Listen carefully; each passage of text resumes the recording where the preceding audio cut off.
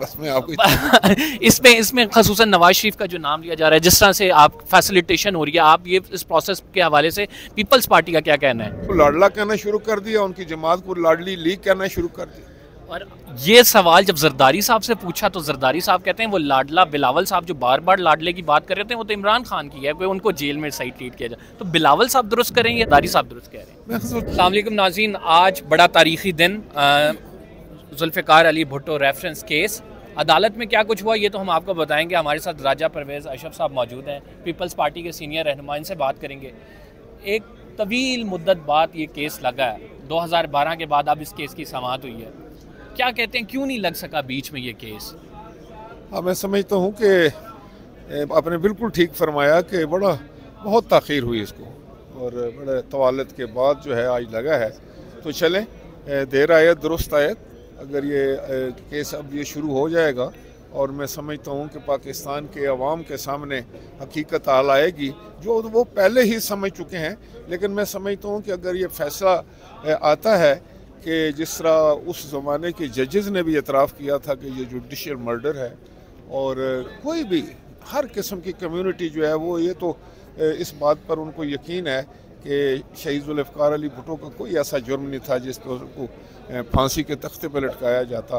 तो ये एक बहुत ही अफसोसनाक और अंदोहनाक वाक़या था, और मैं समझता हूँ कि इस केस के चलने से और इसका सही फ़ैसला आने से मैं समझता हूँ कि इंसाफ मिलेगा रूहों को भी, और जो लोग हैं, और आइंदा के लिए भी एक अच्छी जो है वो। आपने बड़ी इंपॉर्टेंट बात की कि आइंदा के लिए एक नज़ीर सेट होगी। हम देखते हैं मुंतखब वज़राए आला को जो है उतारा भी जाता है, फिर वज़राए आज़म के साथ जो सलूक होता है। राइट नाउ अभी भी एक प्राइम मिनिस्टर अंडर ट्रायल भी हैं, जेल के अंदर भी हैं।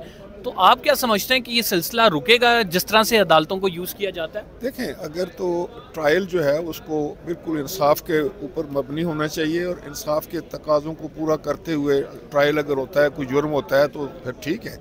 लेकिन बेगुनाह किसी को भी सज़ा नहीं मिलनी चाहिए, खाए वज़ीर आज़म हो या कोई भी हो। लेकिन वज़ीर आज़म का जो है वो बेगुनाह वज़ीर आज़म का फांसी के फंदे पे चढ़ जाना जो है ये तो बहुत ही मायूब बात है।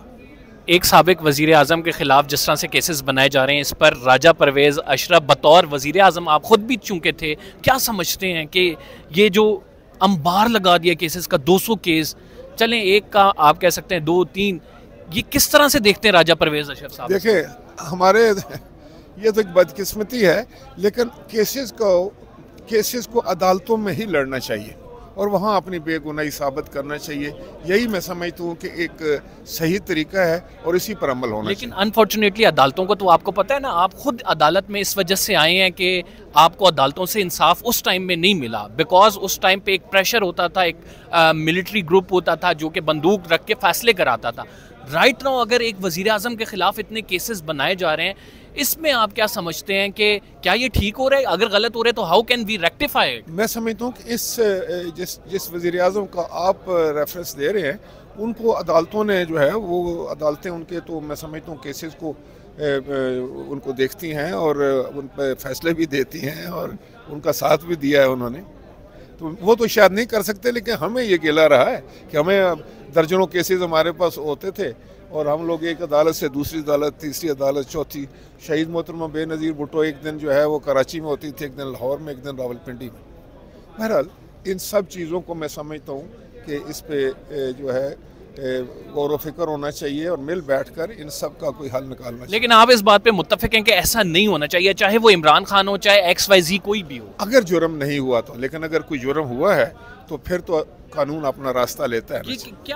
ये क्या माजरा है कि जैसे ही वज़ीर आज़म की कुर्सी से उतरते हैं इतने ज़्यादा केसेस खुल जाते हैं आपके खिलाफ, आपके खिलाफ भी खुला। इससे पिछले वज़ीर आज़म के नवाज शरीफ हमारे सामने है, हमारे सामने एग्जाम्पल है जरदारी साहब की जो सदर रहे हैं। तो क्या होता है, ये क्यों खुल जाते हैं? जरदारी साहब ने तो मेरा ख्याल है कि तमाम जितने भी वज़ीर आज़म और सदूर थे सबसे ज़्यादा सज़ा भी पाई और बाद में बेगुनाह भी हुए। तो यही बात है कि अदालतें बाद में अपने आप को जस्टिफाई करने के लिए रेफरेंसेस पे फैसले कर रही होती हैं। तो इस चीज़ को रेक्टिफाई करने के लिए जमहूरी कुव्वतों को कुछ करना नहीं चाहिए? बिल्कुल, मैं समझता हूँ कि देखें, नाइंसाफ़ी तो किसी के साथ नहीं होनी चाहिए, और केसेस जहाँ तक बनने का सवाल है तो ये भी बदकिस्मती है कि जब आदमी इक़्तिदार में हो तो उस वक्त केस बनना चाहिए अगर कोई गलत काम हो रहा है तो, और ना ही साहिब इक़्तिदार को कोई गलत काम करना चाहिए। जैसे कि आप इमरान खान की बात करते हैं तो मेरा उनसे ये बिल्कुल इख्तलाफ है कि कुछ भी हो जाए, GHQ पर हमला नहीं होना चाहिए, कोर कमांडर के घर पर हमला नहीं होना चाहिए, आपकी जो दिफाई तनसीबात हैं उनको आग नहीं लगानी चाहिए, शोधा की बेहरमती नहीं करना चाहिए, ये बड़े जुर्म है। दो छोटे छोटे से सवाल। अभी राइट नाउ आप समझ रहे हैं कि एक लाडला बना लिया गया, जैसे इमरान खान साहब को लाडला बनाया गया था, अब एक और लाडला चूज़ कर लिया गया है, इस हवाले से क्या कहेंगे? देखें, लाडला बनना या बनाना ना लाडलों के लिए बेहतर है ना सिस्टम के लिए बेहतर है। बस मैं आपको इसमें खसूसन नवाज शरीफ का जो नाम लिया जा रहा है, जिस तरह से आप फैसिलिटेशन हो रही है, आप ये इस प्रोसेस के हवाले से पीपल्स पार्टी का क्या कहना है? लेवल प्लेइंग फील्ड, तमाम लोगों को बराबरी का आप मैदान दें। किसी एक के साथ अगर आप इम्तियाजी सलूक करेंगे या उसको ज़्यादा सहूलियात देंगे तो वो वैसे दी जा रही है नवाज शरीफ को, कंट्रोवर्शियल कर लेंगे आपने सारे सिस्टम को, और कंट्रोवर्शियल इलेक्शन अगर हो गए उसके नतीजे में जो हुकूमत आएगी वो बहुत कमज़ोर होगी, डिलीवर नहीं करेगी और कंट्रोवर्शियल। नवाज शरीफ को दी जा रही है जी, अब तो आप खुद कह रहे हैं तो लोग भी कह रहे हैं। मैं समझता हूँ कि ये बात जो है नवाज शरीफ साहब के भी हक में नहीं जाती, उनकी जमात के हक में भी नहीं जाती। अब उनको लाडला कहना शुरू कर दिया, उनकी जमात को लाडली लीग कहना शुरू कर दिया। और ये सवाल जब जरदारी साहब से पूछा तो जरदारी साहब कहते हैं वो लाडला बिलावल साहब जो बार बार लाडले की बात कर रहे थे वो तो इमरान खान की है, कोई उनको जेल में सही ट्रीट किया जाए। तो बिलावल साहब दुरुस्त करें या जरदारी साहब दुरुस्त कह रहे हैं? मैं सोचता हूँ दोनों दुरुस्त दोनों लाडले हैं। दोनों दुरुस्त।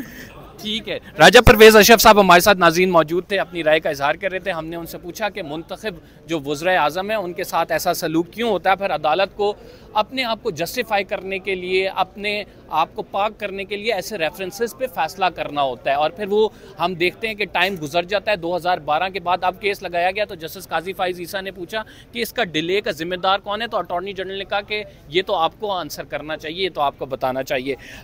हमने राजा परवेज़ अशरफ साहब से ये भी पूछा कि इस टाइम लाडला कौन है, और बड़ा वाज़ेह उन्होंने कहा कि मियाँ मोहम्मद नवाज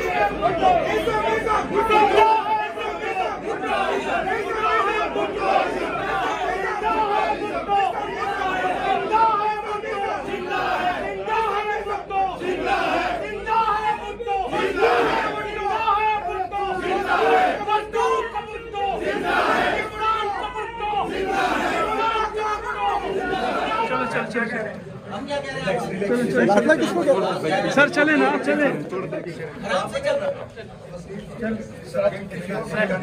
चले चले चले थोड़ा जगह दे